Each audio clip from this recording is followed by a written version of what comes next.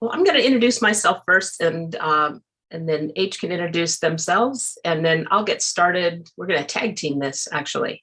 So, good morning, Chukmata, Hachi Chokmata, Sahochapoa, Alichi, Dr. Traci Morris, Chikashasea. Good morning, everyone. I'm Traci Morris, and I am a member of the Chickasaw Nation of Oklahoma. And today I am talking to you from Autumn Land, and I acknowledge their sovereignty as Indigenous people. Thank you for the invitation to speak today. H, do you want to introduce yourself, please? And then toss it back to me. Yeah, Osio, H. Trostle Dawada. It's great to be here. I am the research professional at the American Indian Policy Institute, working with Dr. Traci on this series about broadband mapping. Go ahead, Traci. All right. Well, first, a bit about us, and then we'll get started on this series of papers that we're working on. So we're the American Indian Policy Institute, and we are at Arizona State University, and we're part of the Watts College of Public Service and Community Solutions. So we are a non-teaching academic unit. So that's what we do, is research and policy work, although we employ a lot of students, graduate students often. So, and we were formed in 2006 by a committee of tribal leaders, community leaders, and other folks at the university. And we have an active advisory council, mostly external community leaders, both tribal and non-tribal. And that council is led by Governor Lewis of Gila River Indian Community. And we also have some folks you might know: Jeff Blackwell, Matt Rantanen, Sasha Meinrath, and Dante Desiderio from the National Congress of American Indians. Right now, we've got 8 staff, and we expect to hire 3 grad students and an associate director before the end of the year. And we have all Indigenous staff doing all of our work right now. And we're funded by the ASU President's Office and other philanthropic organizations such as ISOC. So, as I said, we are an Indigenous-led and staffed research institute, and we support the work of tribal communities and Indigenous peoples nationwide. And we do this by creating academic research focused on key issues in Indian country, by analyzing and developing policy recommendations on key issues in Indian country, and by building capacity within an ecosystem of lifelong learning. But our focus is substantively on broadband technology and digital equity, with an expertise in telecom, communications policy, and other emerging systems as they impact tribal nations. Next one, please. Thank you. Just a few things that we're doing just this year and forthcoming in the next year. We have launched an Indigenous Leadership Academy, and our first cohort will begin in January. We are accepting applications now. We have also launched this year a Thought Leaders Fellowship Program, and so we have 3 affiliated faculty that are all Indigenous that do work with us. Earlier this year, H put quite a bit of work, well, lots of work, into the interactive tribal broadband dashboard that was launched in April, and we keep it updated regularly. And I promise at the end there's a QR code where y'all can link to all this stuff. And then we are getting ready to do a series of tribal leader town halls that are forthcoming. This paper series that I'm going to talk about, and also we are getting ready to we are starting a book on tribal broadband. Don't know what it's going to be called yet, but it is going to, I know it's going to address the history of how we got where we're at and where I think we can go. And I'm working with some of our advisory board members as co-authors, as well as H and a couple of folks from the university. All right, next slide. Enough about us. Let's talk about what we're doing. So we've been working, so ISOC has given us a little bit of funding towards creating a short paper series in the next year. So we thought about doing a long paper, but I just don't feel like anymore we have the bandwidth to read a long paper. So what we're doing is we're breaking up into a series of 3 short papers. We are going to, and it's going to specifically be on the inadequacies of broadband mapping in tribal lands. And it's also going to include recommendations for addressing these mapping issues. So we expect to complete the series by about this time next year, because we want a time for National Congress of American Indians. And I suspect it'll time right for ISOC as well if it continues to be in the same time frame. But in the end, the series should be around 30-ish pages. We're going to have, the first paper is going to be an overview paper, and this is really going to set up the series, or set up the detailed problem paper that will be forthcoming. And we hope to have this out by mid-January or mid-December or early January at the latest. And it'll be a shorter paper, just setting up what's going on and some of the background information. The second paper is going to be a detailed problem paper. And this will be showing Indian country data and mapping issues and how they're really a microcosm of the United States issues, and really how Indian country is that canary in the coal mine, if you will. And then, and that should be maybe, I think we're going to be aiming for having that out late summer, early fall. And it will inform the policy brief with recommended solutions, which we will have out in time for National Congress of American Indians and the start of the Fall Congress. So that'll really sum it up and such. So that's the series of papers that we are working on right now. And I'm going to toss it over to Hannah, because Hannah is doing the heavy lift on this. And then at the end, the policy brief, I'll be helping, as well as EJ, who is our policy analyst, EJ John. So take it away, Hannah. Sure. So for overview paper, we felt like we aren't sure exactly if our audience is very familiar with Indian country, because we have so many new players coming into the space, trying to offer ways of help. And sometimes those ways kind of miss out on like the full context of what Indian country is. So we're doing sort of a very brief overview of Indian country and a little bit about the federal laws and policies that impact Indian country that people should know about before engaging in this space. We're doing a little bit about the changing broadband definitions over time. And then we are talking very specifically about the federal broadband maps that have come out. So I was just in the policy session for the US policy session with you all, and we were talking about mapping there as well, and specifically complaining about the census maps and the older FCC maps that rely on census blocks. And this paper is not limited to just the FCC maps. So we'll also be talking about some of the American Community Surveys, some of the NTIA surveys, and we'll be talking about the NTIA map that has aggregated all of the current information as well. And we'll talk about some of the problems associated with all these different kinds of data. And we'll talk a little bit about how the new FCC maps, the fabric maps that are going to be coming out, also pose challenges for tribal lands.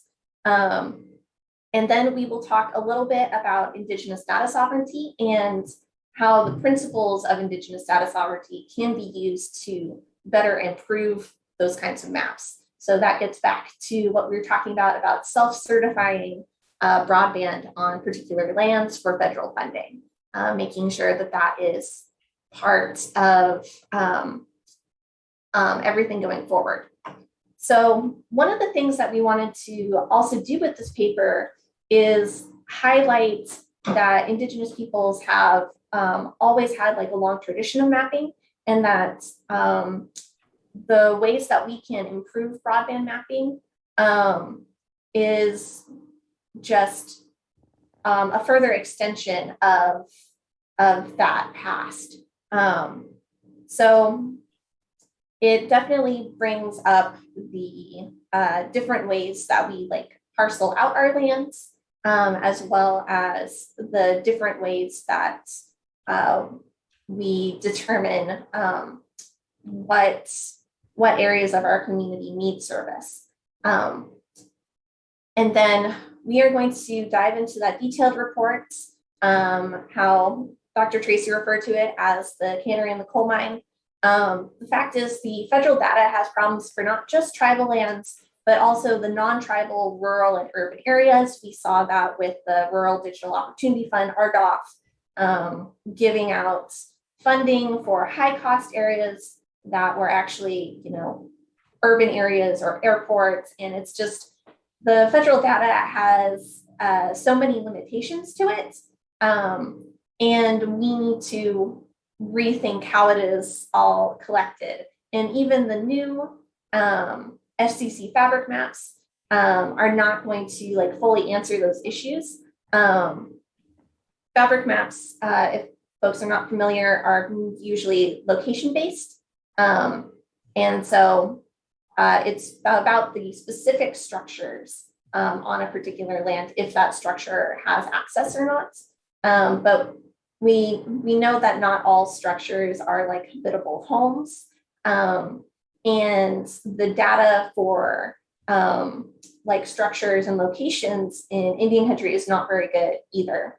And so it is just a constant battle with federal data. And so one of the things that we are going to be putting out is the policy recommendations, very much based in Indigenous data sovereignty, so that Native nations have more power over broadband mapping of their own lands, so that they have more ability to challenge the maps. Like the FCC, the new FCC fabric maps have a challenge process that is currently very unclear.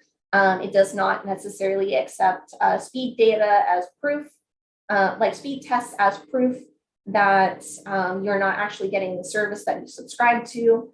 And it's still very much based around those advertised speeds that are not necessarily what we are getting in Indian country, as previous research by Dr. Traci has shown with that tribal technology assessment back in 2019.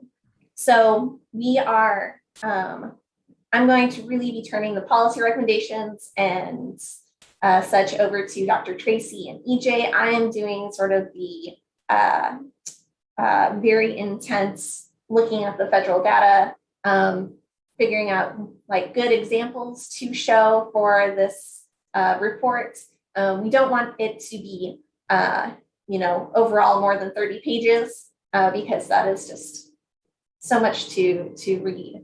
But we do want to make sure that it is as clear and accessible as possible to everyone. And it will touch a little bit on how some of the data that we have as far as topography is not very good in Indian country as well, which is important when you are talking about planning wireless networks. But most of the paper will be focused on the census, NTIA, and FCC broadband maps. So that is what I have for you today. Here is the link. This is a QR code to our tribal broadband resource page that has the tribal broadband funding dashboard that we are continuously updating. It's sort of a guided way to get through the federal funds. So if you are tribal wireless ISP, you can look there to see what programs actually apply to your particular situation. If you're a tribal government, you can see what is actually available to you. If you are located in Alaska, Hawaii, or the Northeast, what programs are very specific to your region. And we'll continuously update it. We're thinking of redoing the layout for our resource page. I don't know what the timeline is for that, Dr. Traci, but we have lots of ideas going on about how to make this as best as possible in the sort of ecosystem that we're all developing of tribal broadband resources. This page also links to the ISOC funding reports for tribal broadband in the US. So it is, it's trying to collect all of the resources in one place. And that's what we have. Here is the contact list for everyone in our organization if you have questions.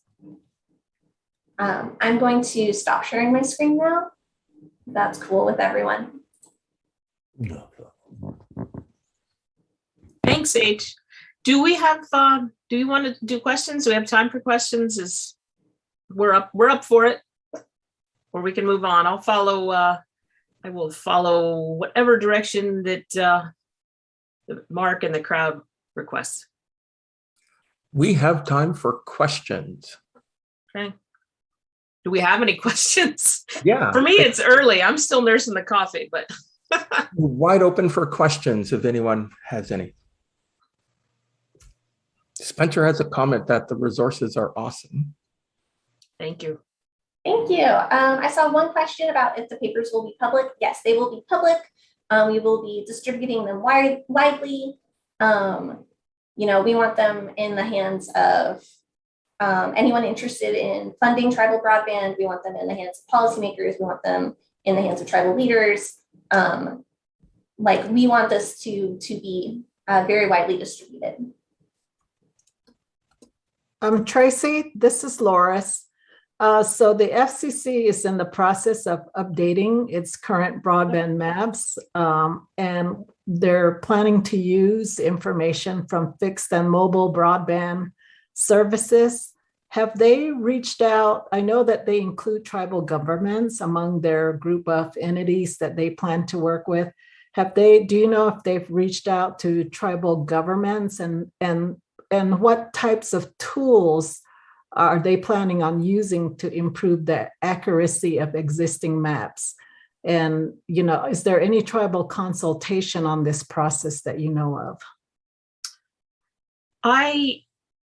So when I was doing the other day, when we pre-recorded the FCC's Sovereign Technology Task Force that you attended,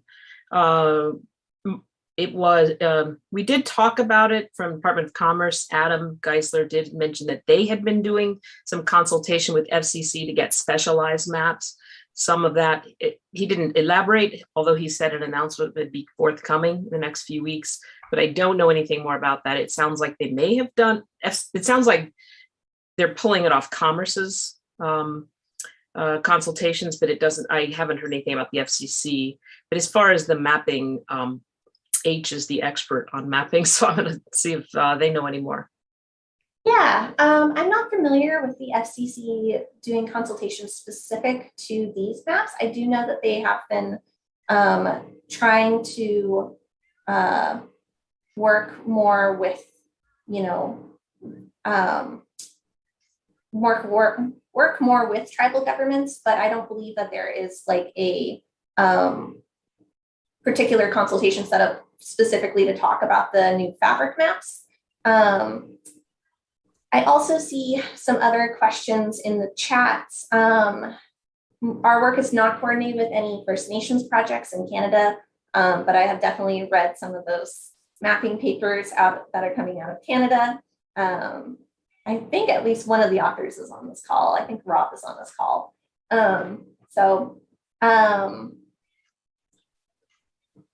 Regarding observations we've made, so this question is about observations regarding EBB providers on tribal lands.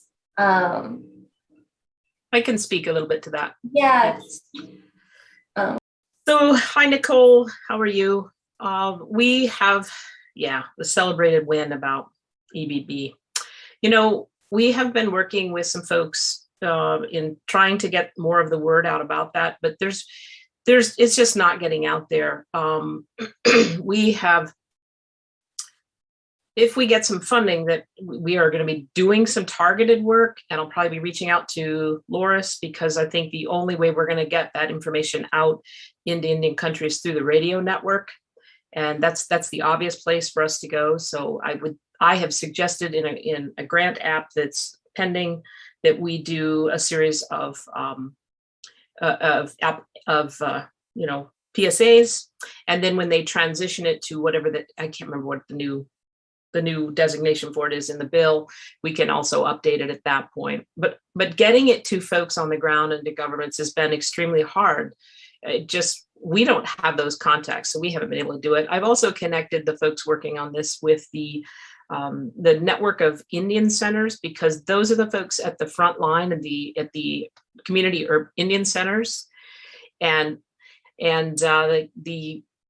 they are already working with the social safety net. So adding this in as one of their topics to address when they work with folks, I think is a really great way to do that. And it's really going to hit a large population, not necessarily reservation, but 75% of us arguably are urban in some capacity. So, Okay. those folks will be able to get to it. So that's how we've been working on it. But yeah, there is a disconnect about being disconnected through EBB is what I would argue. So, and thank you, Loris. I appreciate it. As soon as we know more, we'll reach out. I see go Jessica ahead. up there. Yeah, I was going to say. Hi, H. Good to see you again. I was just going to ask, because I'm thinking selfishly, having all these resources and funding opportunities coming my way is awesome, but capacity is a huge problem for me to be able to write these grant opportunities. So is there a way to merge those two needs into one, and folks, where to get the funding, and then resources for, grant writers or people in the know? Because that's the challenge I'm facing right now, is that, they're grant writers, but they just don't understand tribal broadband and the needs. So it's really hard to get them caught up to speed enough to write the grant. Might as well just do it myself. But again, capacity is a problem. Yeah, I hope that this paper series can help with that. I know we sometimes have issues with our grant writer as well, not necessarily knowing exactly what tribal broadband is. And she does now. She does know now. Schooled her. I saw some other questions in the chat related to, with EBB providers not participating, or with EBB providers not existing. It can be, I think several of us were talking on the US policy call, that there are issues with the back end of EBB, which makes providers hesitant to use it. So hopefully the FCC will work out some of those issues, since EBB is basically their pilot project on this. So if they can work out those issues, it can get more providers on board. I also remember someone on the call was saying, literally in the last session, was saying that they were having problems with the entering the census block codes, that it wasn't giving them the right discounts. I ran into that problem a little bit doing some of the mapping for Christopher Mitchell over at the Institute for Local Self-Reliance. So if you are facing that kind of issue, you can send it to me and I can take a look at it to see if I can figure out sort of the data backend way of getting those codes to stay put so that you can actually get that $75 discount. Sorry, that is a little in the weeds, but the EBB is, we could have a whole thing on EBB in the US because it's just problematic on so many levels. And I mean, even the fact that you have to have connection to actually apply is a problem. And then the verification services are a problem. I can honestly say I've tried to connect my dad and I can't connect my dad because, and I know a lot about the internet, I mean, theoretically. So, but I have not been able to verify him through the verification system. And so there are a lot of problems from that to not getting the word out to if people are doing it at a public place. If they're doing it at a public place, their data is not protected because you have to upload, personal data. So I don't know what the answer is on an EBB. And that's one of the reasons that we've applied for some funding to try and work through sort of that, because it will be a permanent program when it transitions, presuming that the bipartisan infrastructure bill passes. So, and with regards to the grant writing, we all need help with the grant writing. I think the good news is I think folks are going to get better because there's so much broadband grant writing that's needed right now. Sooner or later, folks are going to get up to speed. I definitely know that that it's happening. So there will be some folks who know, but we don't have a resource network of folks who understand broadband, especially rural or tribal areas. Absolutely. Absolutely. That's, I think, something we all have, Jessica. I was just thinking some of the folks on this call, I know it's unrealistic to hope, but like in a perfect world scenario, there would be like time banking that we could set aside of our expertise and be a resource for each other. That's absolutely a really great idea. Interesting. You know, I know that here in Arizona, where we're at, there is a local organization that has created that for their businesses. Like they support local businesses and entrepreneurs in the state of Arizona. And they created that kind of bank with grant writers. It was a pretty novel idea. I think there's areas where that's happening, but it's not happened. We have such an informal network. I think that it becomes difficult to know who to reach out to. But that's a really great idea. I have to think on that. Thanks, Jessica. Really like that too. We are running a few minutes late, so Traci H, maybe we'll be wrapping it up there. But thank you so much. That was excellent.